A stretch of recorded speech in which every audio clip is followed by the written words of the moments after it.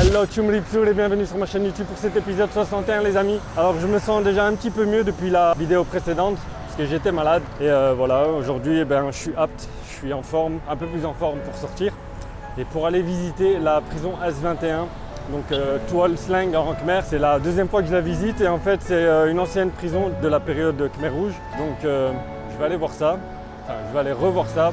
Plus pour en faire une vidéo. Vous n'êtes pas censé sans savoir qu'il y a eu un génocide au Cambodge durant les années 70, de 75 à 79. Donc il y a eu plus de 2 millions de personnes de Cambodgiens qui sont morts torturés, morts de faim. On pense que c'est totalement la faute du régime Khmer Rouge, mais ce n'est pas les seuls responsables dans cette histoire.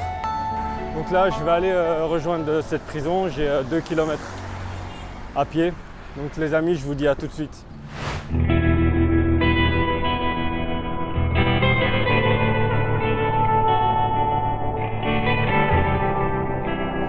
Et donc en fait cette prison là-bas c'était une école secondaire et ils l'ont transformée en centre de torture et d'exécution. Et donc voici la fameuse école, le fameux centre de détention. Ça fait bizarre parce que tu te dis ça fait 40 ans que ça s'est passé. Et les clôtures là, ça a été placé par le régime Khmer Rouge. C'est pour éviter les évasions. Des fois je me dis, j'aimerais bien faire un bond dans le passé. Pas être là physiquement, mais avoir une visibilité de ce qui se passe. Et voir comment les gens réagissent. Parce que j'ai du mal à... L'être humain, il est un peu fou des fois, je pense. Il est complètement taré, l'être humain. En fait, je pense qu'il y a des gens, ils cherchent tous à prendre le pouvoir.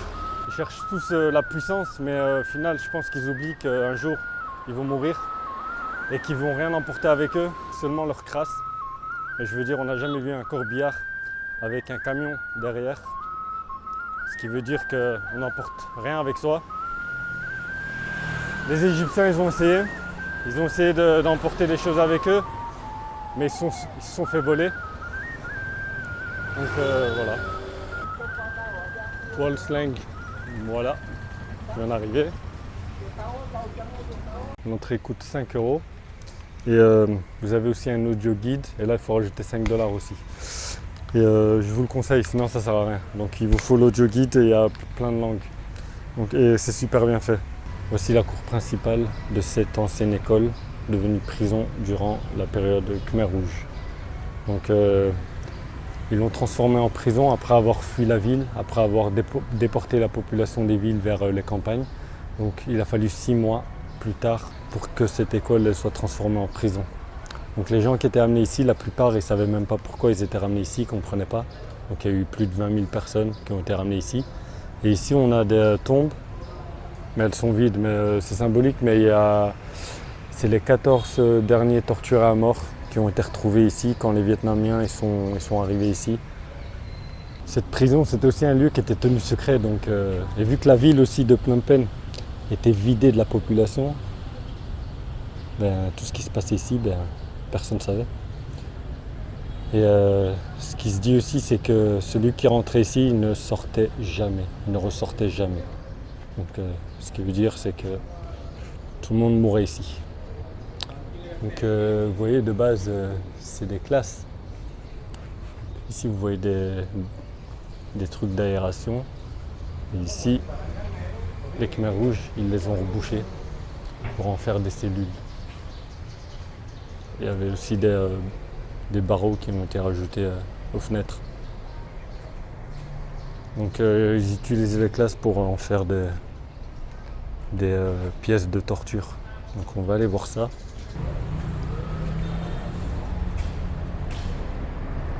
Voici ce qu'on voit au sol là, c'est des taches de sang. Donc ils mettaient le détenu ici, ils l'accrochaient. Ça c'était sa gamelle. En fait quand le régime Khmer Rouge a perdu et est parti, donc ils ont laissé les prisonniers dans les cellules, là, ils les ont battus à mort juste avant de partir. Et donc quand les Vietnamiens sont arrivés, ils ont pris en photo. Donc on voit bien Franchement, on sent la pièce, elle est... tu sens qu'il s'est passé quelque chose. C'est pas... tu sens pas la paix en fait, dans cette pièce. Donc ce bâtiment et ces classes-là, c'était, comme vous voyez, c'était pour les interrogatoires à la torture.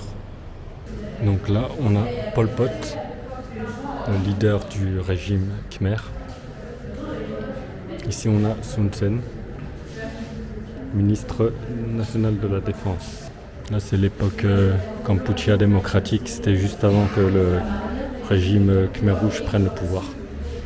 Et lui, c'est le directeur, on l'appelle Dutch, directeur de cette prison S21. En fait, ce qu'il faut savoir, c'est que quand le régime Khmer Rouge a pris le pouvoir, quand Lanka a pris le pouvoir et est arrivé à Phnom Penh, donc ils ont évacué la ville de Phnom Penh et ils ont dit aux populations que des bombardements américains allaient arriver.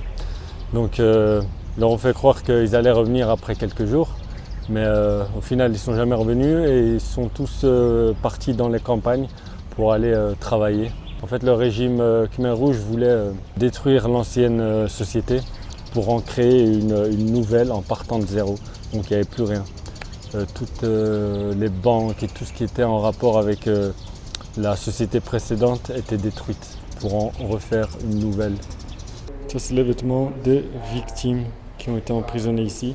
Donc quand les victimes entraient dans cette prison, ils les déshabillaient. Et ici, on a le vêtement propre, typique Khmer Rouge, de Pol Pot exactement. Mais franchement, c'est pas mal. Hein. Les sandales sont très belles. Et le krama, il est beau aussi. Quand la population a été expulsée des villes, ils se sont retrouvés dans les zones rurales à travailler, à cultiver. Tout le monde devait travailler, que ce soit enfants, femmes et hommes. Et comme vous pouvez le voir, c'est pas du travail facile. Il fallait redémarrer une nouvelle société de zéro. Et puis pour manger, ils n'avaient pas le droit de cuisiner pour eux-mêmes. Donc tout était communautaire. Donc cuisiner dans ce truc-là, de la bouillie de riz. Et puis chacun se faisait servir une petite portion. Là, changement de bâtiment C. Comme vous pouvez le voir, il y a des barbelés partout. Et c'est le bâtiment qui a été le plus gardé en état depuis les années 70. Donc d'ici, on peut voir qu'à l'intérieur, c'est les tours des classes qui ont été divisées à l'intérieur en cellules. Donc on va aller jeter un œil.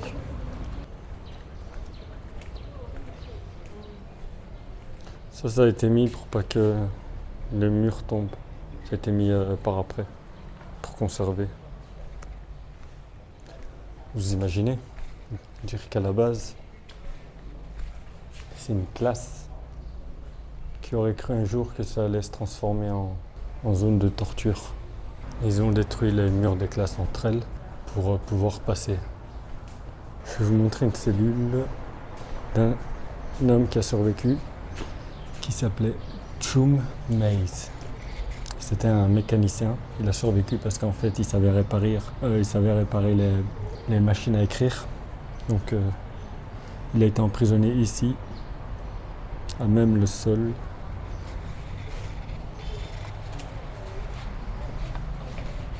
Ici, on a des détenus représentant différentes professions.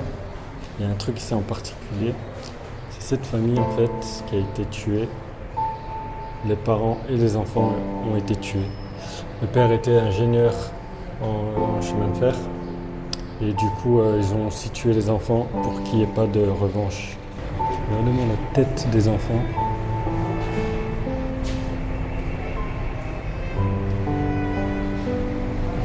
Franchement, ça fait de la peine. Et souvent, c'était les intellectuels qui étaient tués. Comme les professeurs, les ingénieurs, les médecins. Ça, c'est toutes les victimes. Et il n'y a pas tout. Il y a des photos qui ont été détruites.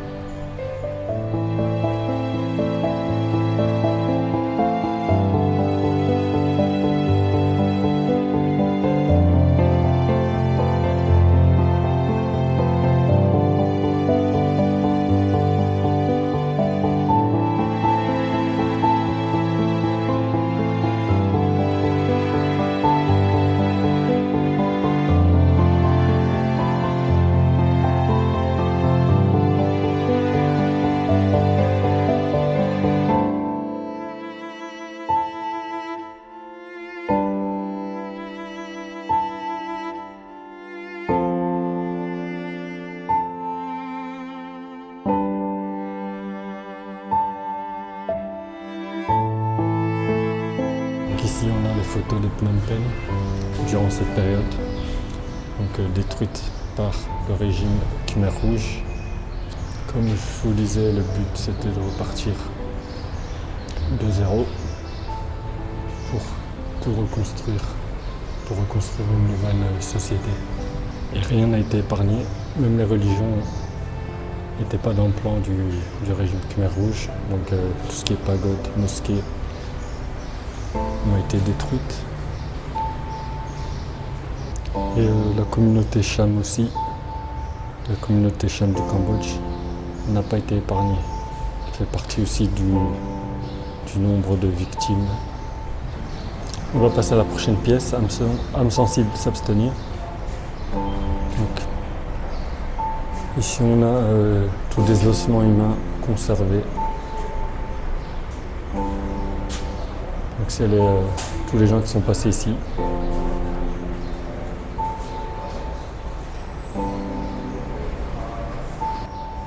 C'est triste, il y a un petit crâne, c'est un crâne d'enfant. Ils n'ont pas l'identité de tous ces crânes. C'est les premiers morts, les premiers prisonniers qui étaient enterrés au début du régime Khmer. Donc ils les enterraient encore à ce moment-là. Et du coup, il n'y a aucune identité.